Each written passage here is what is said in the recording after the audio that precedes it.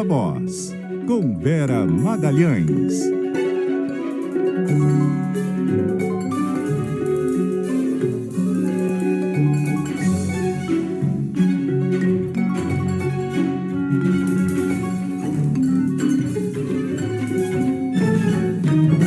Vera Magalhães, diretamente dos estúdios do Rio de Janeiro, ao lado de Carolina Moran, e já no clima da cidade, né, Vera? Boa noite.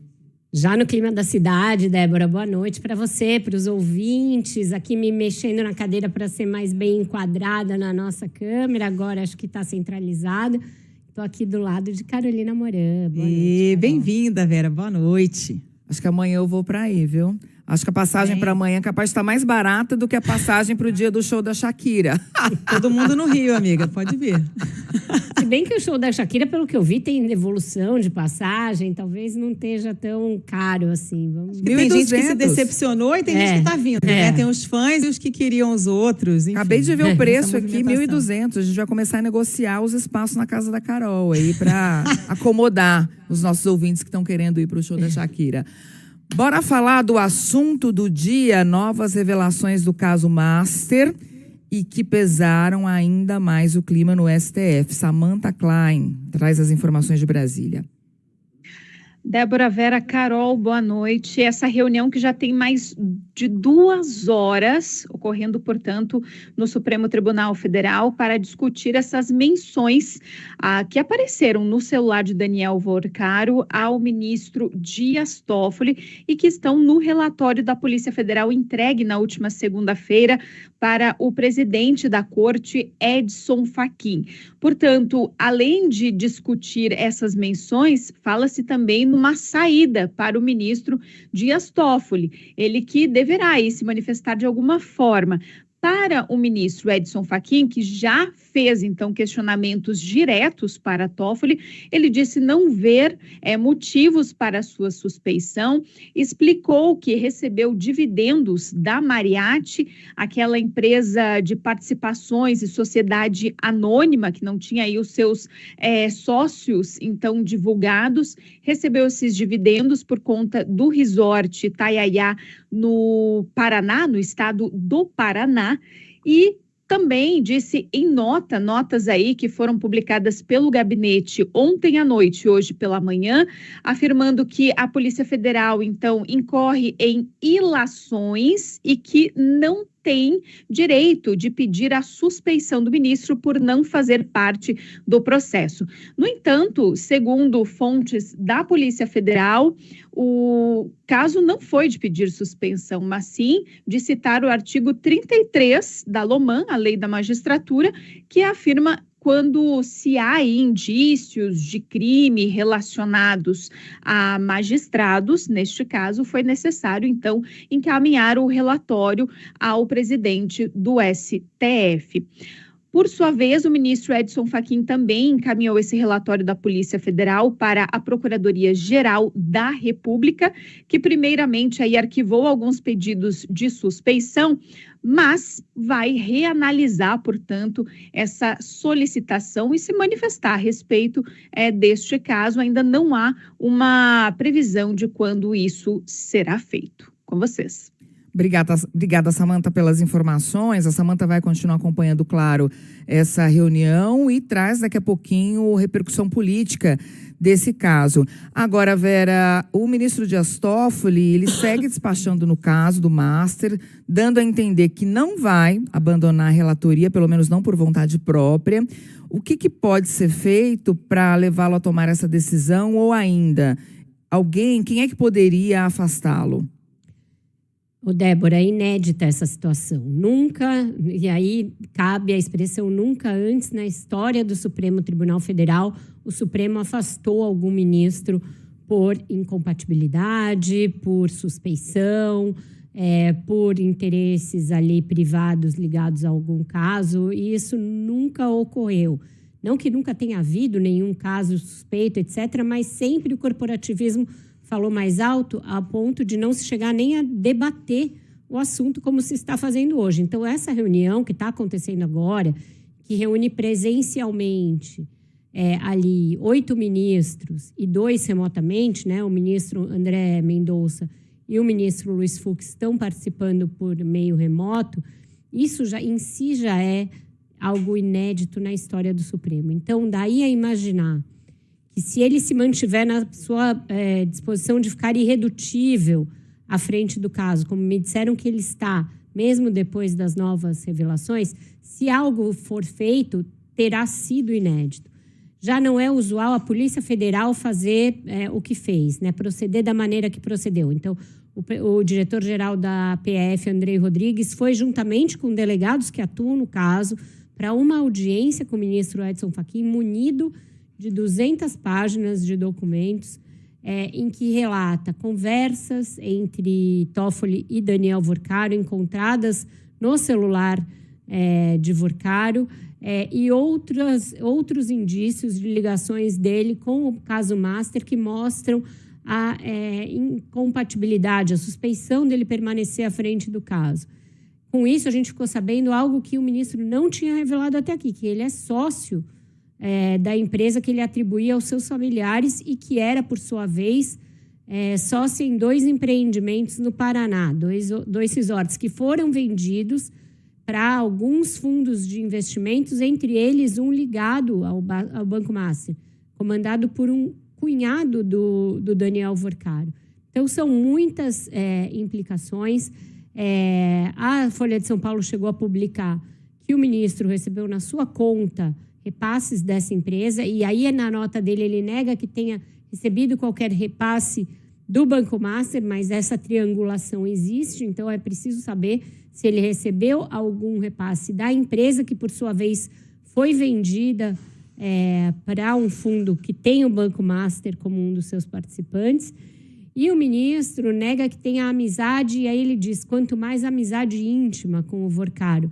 Mas, a depender do que há nessas mensagens, e consta que existem várias conversas de cunho pessoal, inclusive convite para eventos sociais, ele terá mentido numa nota pública divulgada depois do agravamento do caso. Então, são muitas camadas que tornam difícil a gente prever os desdobramentos daqui para frente. Ô Vera, e qual é o clima na reunião para tratar desse caso? Certamente não é dos melhores entre os próprios ministros do Supremo, porque essa conduta do Toffoli acaba lançando uma desconfiança e uma mácula sobre o tribunal como um todo, né? Exato, Carol. A mácula é institucional, não é só pessoal. E o ministro omitiu dos pares esses dados que estão vindo à tona agora. E levou a que muitos deles se expusessem defendendo-no publicamente. E aí, diante das novas revelações, ele fica exposto, o tribunal fica exposto, e quem defendeu que ele continuasse, que ele estava acima de qualquer suspeita, também fica exposto. Então, o clima é de enorme constrangimento, eu diria que quase consternação.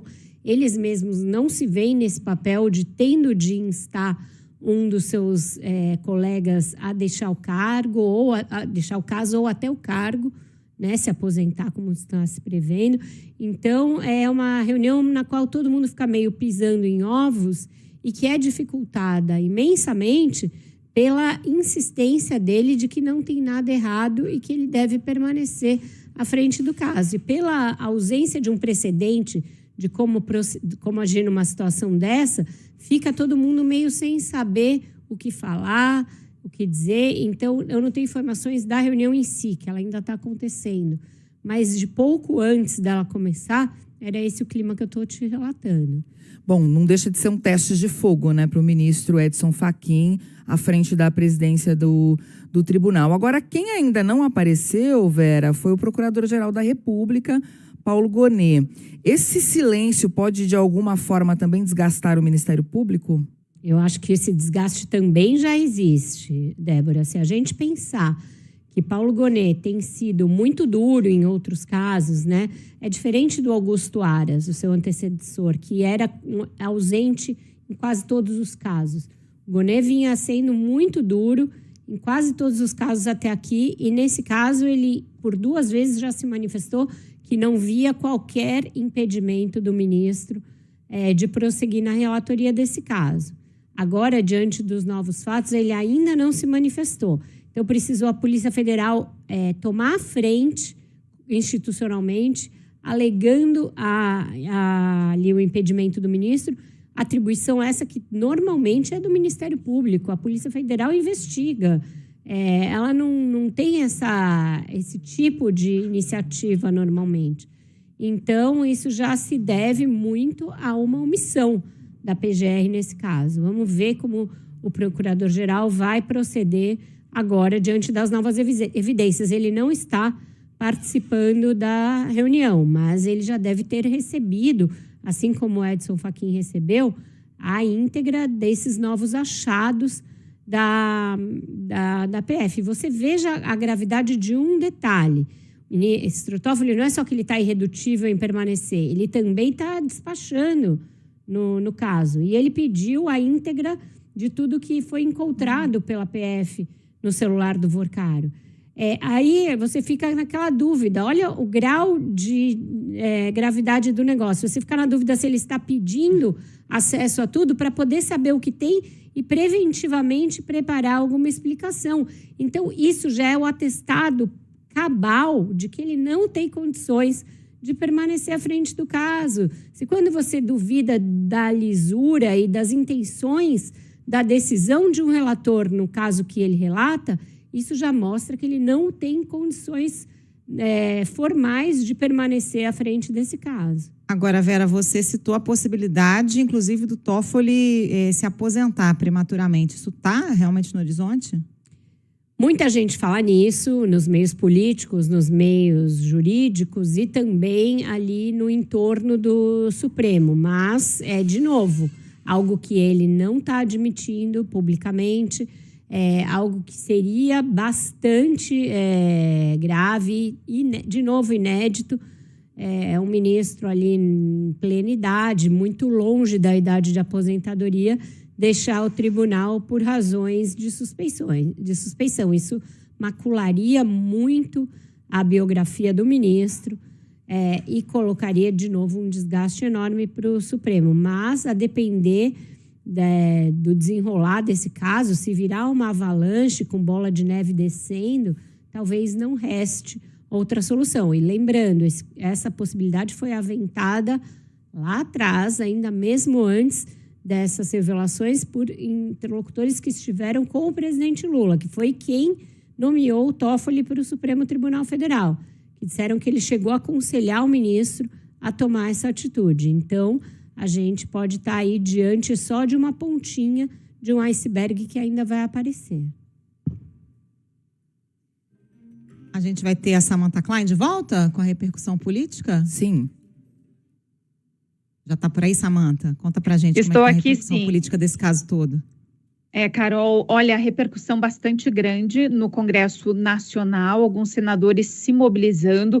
O senador Alessandro Vieira, que é do MDB e também relator da CPI do crime organizado, ele protocolou hoje na PGR uma representação pedindo a suspeição do ministro Dias Toffoli, mas ele foi além, ele também pediu investigação por parte da PGR, né, solicitar essa investigação específica sobre os pagamentos realizados à empresa Maridit Participações e possíveis crimes de corrupção passiva, prevaricação e obstrução da justiça.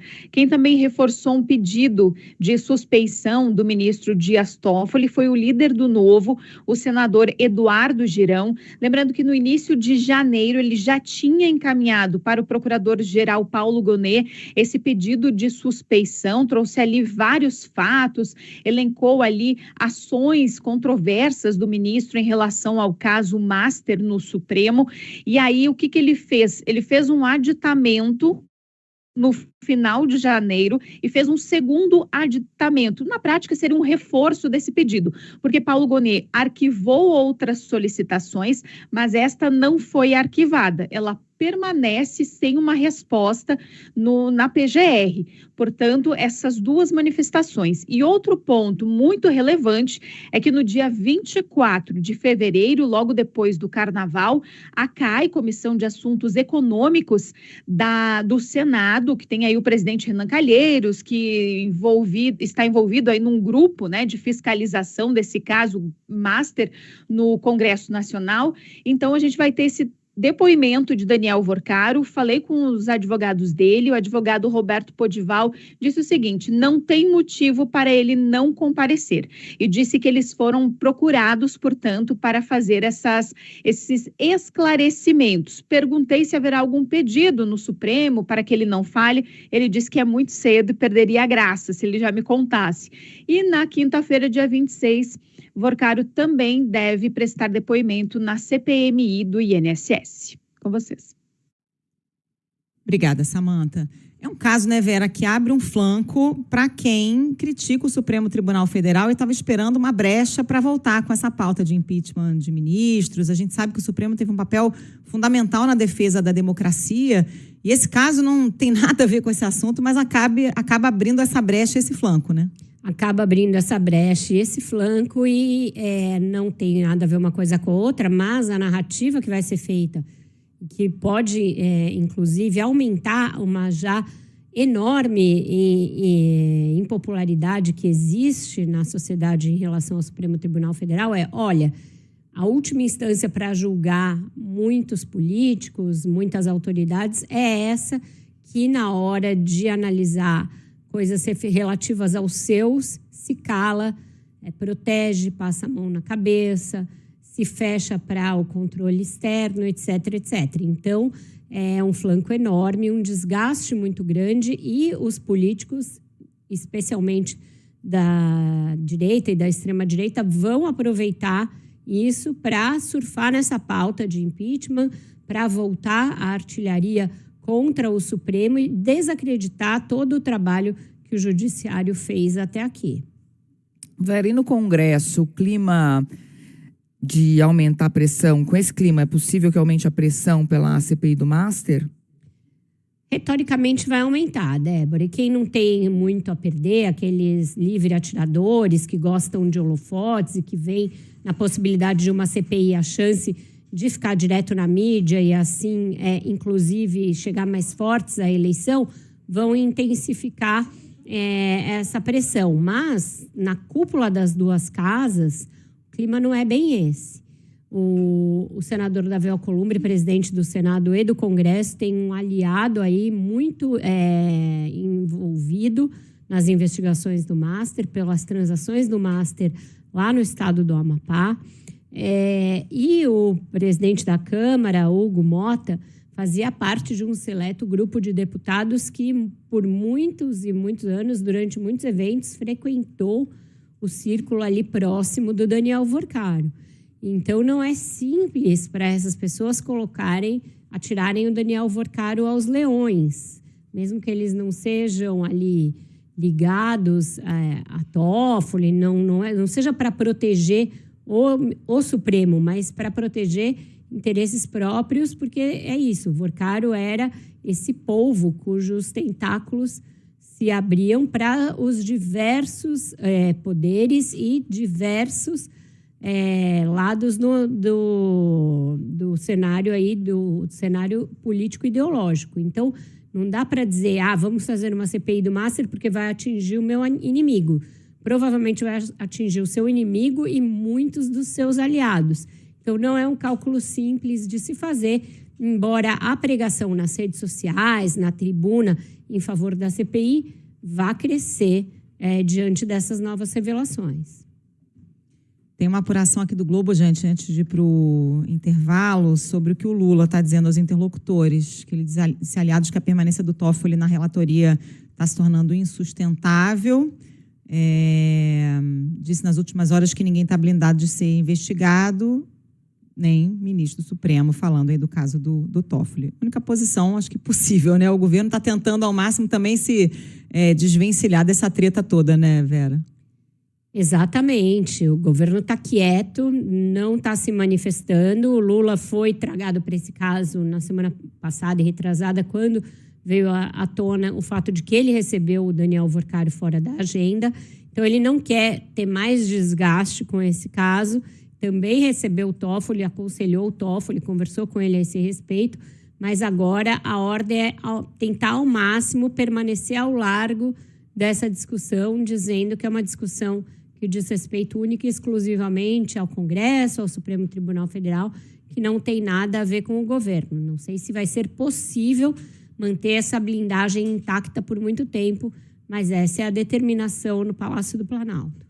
Vera, antes da gente ir para o intervalo, pedir a autorização do Ender aqui para a gente atrasar um pouquinho, porque os nossos ouvintes estão falando muito sobre isso. É o tema que está dominando aqui o nosso WhatsApp. E é isso, a sensação é de parcialidade, de que o judiciário blinda os poderosos e de autoblindagem do ministro Dias Toffoli. Aí eu separei aqui dois questionamentos de ouvinte. O Eliezer pergunta se Toffoli foi indicado ou sorteado para atuar nesse caso e que diferença faria isso, né? E o Kleber diz que se isso pode terminar numa gigante pizza, porque está todo mundo quieto, todo mundo calado diante, inclusive, da situação inédita, como você já trouxe.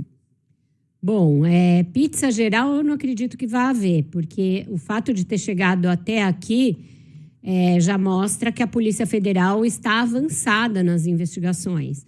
O Banco Central já impediu a venda do Master para o BRB, então já teve consequências, né? Daniel Vorcaro chegou a ser preso, saiu com medidas cautelares substitutivas ali à prisão, então o banco foi liquidado, não tem como a gente falar em pizza total, porque consequências já houve. Agora, resta saber se vai haver consequências para todos os lados. E consequências para o judiciário é sempre mais difícil de acontecer. O ministro Dias Toffoli foi sorteado para atuar nesse caso. Em novembro de 2025, ele foi designado por sorteio para supervisionar investigações que ainda estavam acontecendo na tal Operação Compliance Zero, que apurava a tentativa de venda do Master, sua liquidação, etc, etc. Então, esclarecendo ao nosso ouvinte, foi por sorteio.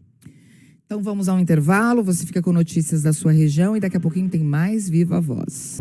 Viva a Voz de volta, temos informações com Bruna Barbosa em São Paulo. O governador Tarcísio de Freitas se reuniu com ministros do STF e a Bruna nos conta quais foram os assuntos tratados. Oi, Bruna, boa noite.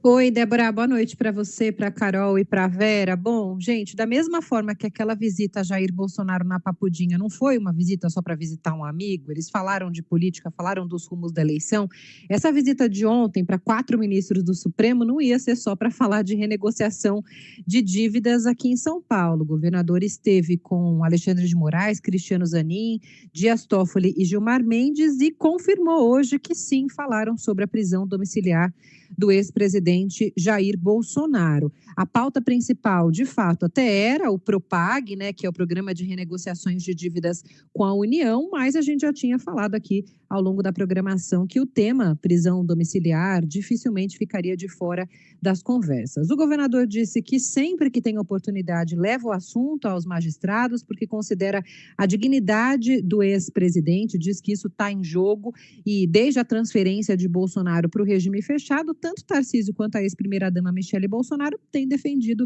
essa concessão e ele tem atuado bastante nessas conversas com ministros. Não foi a primeira vez que isso aconteceu, ele só aproveitou essa oportunidade de estar fisicamente ali frente a frente com os ministros.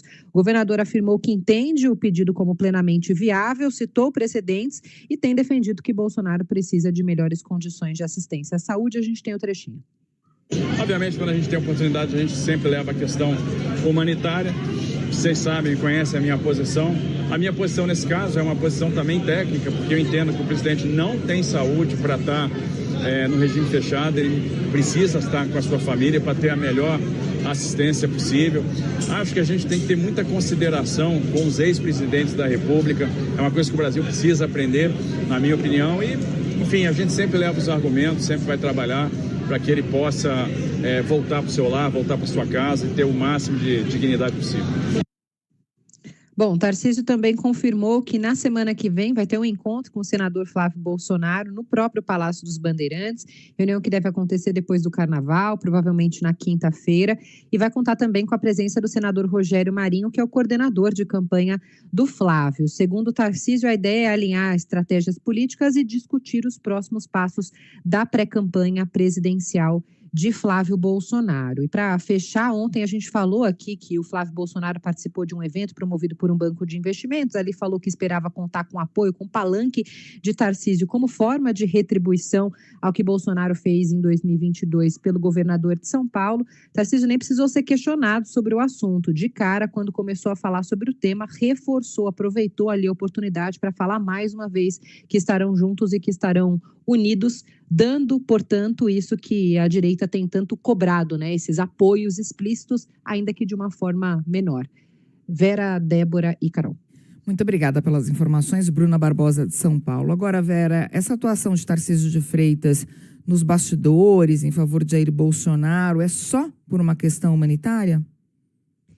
É a tal da gratidão que está sendo cobrada eternamente e que ele está exercendo de todas as maneiras que ele pode. O governador tem um bom trânsito com os ministros do Supremo, diferentemente da maioria dos outros bolsonaristas que queimaram ali as pontes e não conseguem esse acesso. Então, ele foi exercer esse lobby em favor do Bolsonaro. Chegou lá num momento que não é muito propício para isso, porque o Supremo está às voltas com os seus próprios problemas, né? E essa não vai ser a prioridade, né? Não vamos discutir isso agora.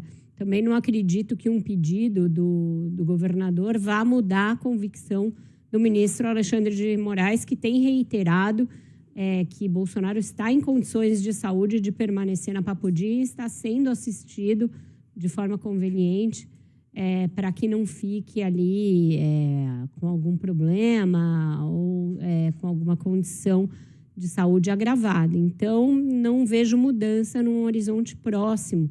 Nesse caso, o que eu vejo é alguém que fez todos os gestos possíveis nas últimas semanas para deixar claro que não será candidato e que tem essa devoção por Bolsonaro preservada. Portanto, é estranho que isso continue sendo cobrado, né, todo dia e toda hora. Ontem, quando o senador Flávio Bolsonaro falou a respeito de estar no palanque do Tarcísio ou não, ele não em nenhum momento defendeu, é o melhor governador, o governador é ótimo. Não, em retribuição ao que Bolsonaro fez por ele em 2022. Então, é uma fatura que é cobrada com juros, correção monetária e diariamente do governador Tarcísio essa do apoio. E agora isso vai ser revertido na pressão por gente do PL na chapa, para que o Tarcísio se filie ao PL, para que a vice vá para o PL. Vamos ver o quanto ele vai ter de autonomia para montar sua própria chapa à reeleição, ou se essa cobrança de fatura vai implicar também em que ele entregue os anéis, os dedos e tudo mais nesse caso. Gente, a Samantha Klein está de volta com informação sobre uma reunião do presidente Lula com o Procurador-Geral da República. É isso, Samantha? Foi fora da agenda, Carol, Vera e Débora, justamente nesse momento em que o ministro Dias Toffoli está no foco da crise. Foi uma reunião a portas fechadas, fora da agenda do presidente Lula, no próprio Palácio do Planalto. Segundo pessoas próximas, o presidente fez aí uma defesa de investigações sérias com relação ao caso, mas ele também falou sobre a situação de bancos e bets, né? Claro que de forma transversal, citando aí o caso Master. E essa foi uma conversa, assim, justamente nesse momento, foi chamada ali logo depois da revelação feita aí desse relatório da Polícia Federal com relação às menções no celular de Vocaro ao ministro Dias Toffoli, e isso aí também nesse bojo em que vários pedidos estão aí na mão de Gonê para tratar da suspeição de Toffoli na relatoria do caso Master no STF. Com vocês. Obrigada, Samantha. E aí, Vera, Gonê indo encontrar o Lula no meio desse caos todo? Pois é, bastante ali sintomático, né? Não que o Procurador-Geral da República deva alguma satisfação ao presidente, que é quem o designa e tudo mais, mas ele tem autonomia plena para proceder. Mas devem sim ter tratado do caso. Vamos aguardar aí alguma manifestação oficial e tentar apurar o que aconteceu nesse encontro. A gente faz mais um intervalo. Na volta tem Thiago Bronzato, diretor da sucursal do Jornal o Globo em Brasília, para repercutir ainda a situação do ministro Dias Toffoli e do STF.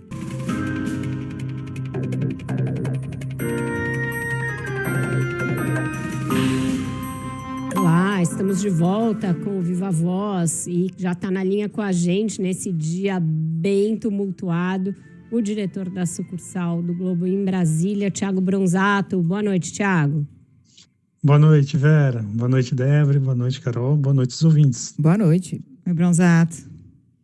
Thiago, vocês que estão aí à frente das apurações, sua equipe, vocês entrevistaram o diretor-geral da Polícia Federal, Andrei Rodrigues, estão o dia inteiro em busca de bastidores desse caso.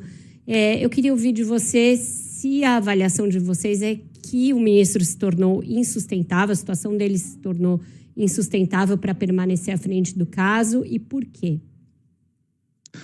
Olha, Vera, esse caso do Banco Master, ele deixou de ser apenas uma investigação da maior fraude bancária do país e ele se tornou um verdadeiro chá de revelações e teste de estresse ali para o Supremo, né? Isso porque a Polícia Federal entregou ao presidente do STF, o ministro Edson Fachin, um documento que revela que o ministro Dias Toffoli foi mencionado em mensagens trocadas pelo banqueiro Daniel Vocaro, dono do Master, né, e seu cunhado, o pastor Fabiano Zettel, né?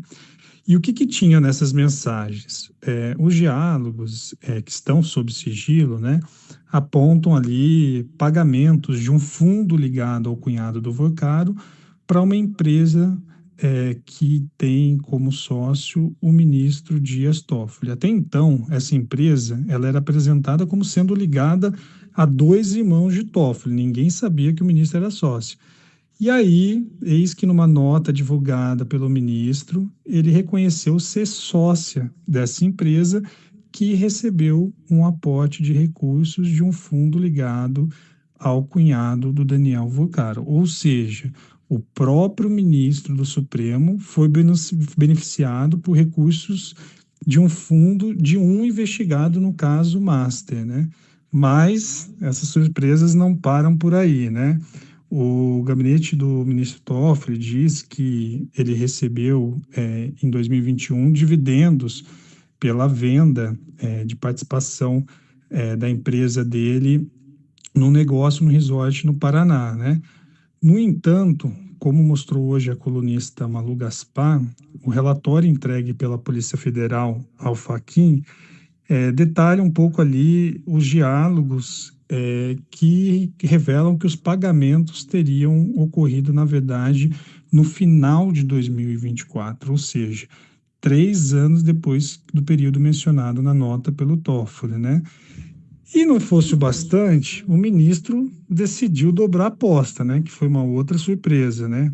Ontem à noite ele tinha divulgado uma nota criticando o relatório da PF, chamando o documento de ilações, né? E hoje ele determinou que os investigadores deveriam enviar todo e qualquer material apreendido durante as investigações, nos celulares e nos computadores dos suspeitos, né? Ou seja, Toffoli, que agora está ali na mira de um relatório da PF, quer ter acesso a todo o arsenal que está em posse da Polícia Federal, né? Como se ele não quisesse ficar sozinho num barco que parece estar cada vez mais furado. E, Bronzato, como é que está o clima no STF depois que o ministro Fachin abriu um processo para avaliar a suspeição de Dias Toffoli? Olha, está uma torta de climão lá no Supremo, né? Assim, não está dos melhores climas ali. Quando a gente fala ali com alguns ministros, né? Eles se mostram ali muito perplexos, né? Com a gravidade do relatório da Polícia Federal, né?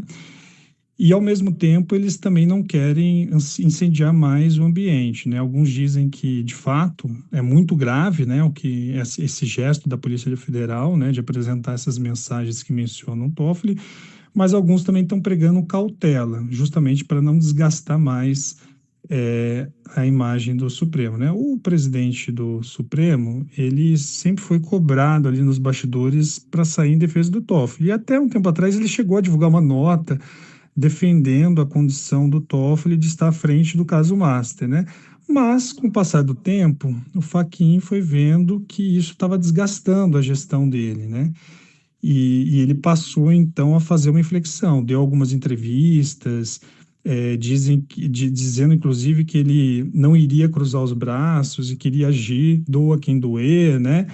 E aí, quando chegou o relatório da Polícia Federal para o Fachin, ele resolveu realmente descruzar os braços e agir. O que ele fez? Ele determinou uma abertura de uma arguição de suspeição, que é, na prática, um instrumento processual usado para questionar a parcialidade de um ministro em um determinado processo, né? Esse gesto do Fachin, ele foi visto de duas formas. Alguns ministros interpretaram como um cartão amarelo para o Toffoli, dando a opção de ele ser substituído antes que fosse expulso ali da relatoria do Master, né? Já outros ministros viram como uma forma de o Fachin contornar uma situação embaraçosa, né? E não mandar a Polícia Federal estará logo de cara uma investigação contra o Toffoli, né? O que geraria ali mais constrangimento para o Supremo. De um jeito ou de outro, uma coisa é fato, né? A situação do Toffoli entrou muito no modo vai ou racha, né? O ministro ele não quer deixar o caso do Master, ele tem dito a pessoas próximas que se ele deixar a relatoria sob pressão, isso pode abrir um precedente perigoso que mais tarde pode afetar inclusive outros membros do Supremo, né? Mas a situação do Toffoli tem se tornado cada vez mais difícil, né? Ele conta muito com o apoio de uma ala ali do Supremo que é liderada pelo decano da Corte, Gilmar Mendes, e também o ministro Alexandre de Moraes, né, seu colega, mas outra ala ali, mais endereçada pelo ministro André Mendonça, Luiz Fux, Carmen Lustra, tem visto com muita preocupação o andar da carruagem no caso Master, né, porque virou não mais o caso Master, mas sim o caso Toffoli, né. E para essa ala, o Toffoli deveria sim se afastar da relatoria do inquérito para evitar, inclusive, questionamentos à credibilidade do Supremo, né? E em meio a esse climão, os ministros então decidiram fazer uma espécie de DR hoje, depois da sessão, e estão reunidos nesse momento ali, debatendo o caso Master, né? O Fachin disse que iria mostrar esse relatório da PF para os seus colegas, e a partir dali eles iriam falar sobre como deveriam ser os próximos passos, né? Vamos aguardar aí o próximo capítulo dessa novela. Pois é, eu te perguntar justamente sobre isso, Bronzato, próximos passos, e como é que a PGR deve se posicionar nesse caso? Sim, nos próximos passos, o Procurador-Geral da República, o Paulo Gonet, ele é uma peça fundamental, né, para o futuro do Toffoli à frente das investigações do Master, né? A legislação prevê que somente 2 pessoas podem pedir a suspeição de um ministro do STF, né? O próprio ministro, o que não vai acontecer no caso do Toffoli, ou a Procuradoria-Geral da República, né? Tem também uma terceira possibilidade, que é menos comum, de o presidente do STF matar no peito e falar, determina aqui a suspeição de um ministro. Isso geraria muito caos interno, então o Fachin está evitando tomar essa iniciativa unilateral. E tanto é o que o Fachin mandou o caso do Master para o Gonet avaliar. Depois de receber a resposta do Toffoli se defendendo diante das mensagens apontadas ali pela Polícia Federal, o Fachin pegou o caso e mandou para o Procurador-Geral para ver se ele via ali algum indício de suspeição do Toffoli ou mesmo de abertura de um inquérito, né? O fato é, assim, a situação do Gonet está cada vez mais complexa, né? Porque ele vem tentando controlar a pressão como ele pode, né? Nos últimos tempos ele tem recebido uma série de pedidos de parlamentares ali solicitando ali a declaração da suspeição do Toffoli, mas ele tem se esquivado, né? Já arquivou 3 casos, né? E hoje ele recebeu um novo caso pedido pelo senador Alessandro Vieira, né? Mas o Gonet tem dado sinais para as pessoas próximas que ele está chegando no limite, né?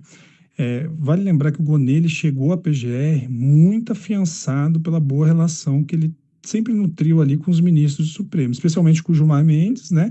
E com o Alexandre de Moraes, que são os apoiadores do Toffoli ali nos bastidores, né? Mas tem um outro peso que conta ali para o Gonê, que é a opinião do presidente Lula, que o reconduziu para o cargo recentemente, né? Nessa quinta-feira, por acaso, o Gonê se reuniu com o Lula no Palácio do Planalto. E oficialmente o Planalto disse que a pauta era para tratar de outro assunto que não fosse Toffoli, né? Envolvendo bancos e bets. Mas, para um bom entendedor, está claro que bancos, nesse caso, pode ser interpretado como Banco Master, sim, né? E o Lula não tem escondido a sua insatisfação com o Toffoli. Assim, o presidente tem dito a aliados que a permanência do Toffoli à frente do caso Master está se tornando sustentável porque está gerando uma crise maior que está dragando o Supremo para toda essa polêmica. Então, diante desse cenário, o Gonê ele tem que encontrar ali uma saída e tomar uma decisão sobre o futuro do Toffoli. É isso. Obrigada, Thiago, por hoje. O Globo segue também com atualizações do caso, então convido vocês a acompanharem a cobertura pelo site do jornal. Até semana que vem, Thiago. Bom carnaval para você. Obrigado, uma boa noite. Até mais. Bom carnaval. Até. Gente, rapidinho, antes da gente encerrar aqui o Viva a Voz, faltou um tema aqui para a gente comentar, que foi a decisão do TSE a respeito do enredo da escola de samba que vai homenagear o presidente Lula. O Igor Cardim conta para nós aí resumidamente. Está mantido o desfile, mas com vários recados, né, Igor? É isso, Carol. Em plenário, os ministros entenderam por unanimidade que não cabia ali essas duas ações apresentadas pelos partidos Novo e Missão para impedir o desfile da Acadêmicos de Niterói, que vai homenagear o presidente Lula. Como você disse, em plenário, os ministros deram vários sinais de alerta ali, principalmente para o presidente e também para o PT, sobre esse desfile. Os ministros disseram que a concessão de uma liminar contra o samba enredo e o desfile representaria censura prévia, já que os fatos ainda não ocorreram. Além disso, outros ministros disseram que essa decisão não representa uma autorização para abusos. A própria presidente do TSE, ministra Carmen Lúcia, disse que há ao menos um risco concreto e plausível de ocorrência de algum ilícito que será, com certeza, disse ela, objeto de atuação da Justiça Eleitoral, além de recados também para o risco de propaganda irregular e de abuso de poder político ou econômico, caso haja um pedido explícito de votos ou de uso indevido do evento. Carol. Obrigada, Igor. Tá bem claro o recado do TSE, né, Vera? De que pode ser uma casca de banana, né, esse desfile. Pode ser, a depender de quem desfilar, a depender de quem estiver ali na lateral, né, na Sapucaí ou nos camarotes, e da maneira como isso for utilizado, e principalmente como for utilizado nas redes sociais, né, do presidente, da presidência, do PT, dos demais apoiadores do Lula. Então, acho que todo mundo vai estar olhando e acho que, com certeza, vai ainda haver outros pedidos por parte da oposição envolvendo esse desfile. Eu acho que essa polêmica não acaba na quarta-feira de cinzas, Carol. Obrigada, Vera. Amanhã, sexta-feira, é dia de resumo da semana, diretamente do Rio de Janeiro. Beijo. Com certeza vai ter novidade também, não vai ser só o resumão. Então, voltem, porque vai ser aqueles resumos com lead. Até amanhã, gente. Beijo, Vera. Tchau.